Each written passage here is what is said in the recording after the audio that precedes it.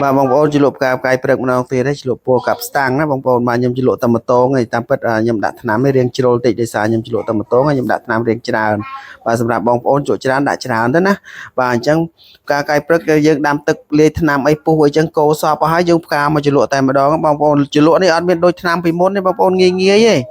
ăn bên đồng ngõ ấy sam sai sập tí bong ôn chỉ lụp leg buồn đọc ភ័យវិនាទីគឺលើកហើយបាទសម្រាប់ពោកាប់ស្តាងនេះមកមិនបាច់ចាំបាក់យូរទេដោយសារថ្នាំវាខាប់ល្អ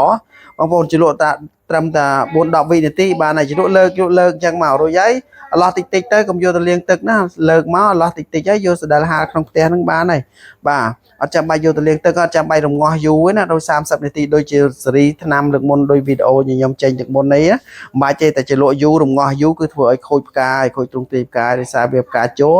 ធ្វើឲ្យរលួយឬក៏វាទន់ផ្កាអីចឹងអស់ណាបងប្អូនបាទចឹងនេះយើងពោសម្រាប់ពោនេះគឺយើងជលក់តែមួយផ្លែទេជលក់លើកប្រូ10 20វិនាទីអីបានហើយលើកមកយកសដាល់ហាលតែម្ដងទៅបាទបងប្អូនអរគុណច្រើនមកត្រូវការថ្នាំជលក់ផ្កាផ្កាយព្រឹកអីតាមពោដែលបងប្អូនត្រូវការអីអាចតាក់ទងមកបានណាបងប្អូនជម្រាបលាបាយបាយ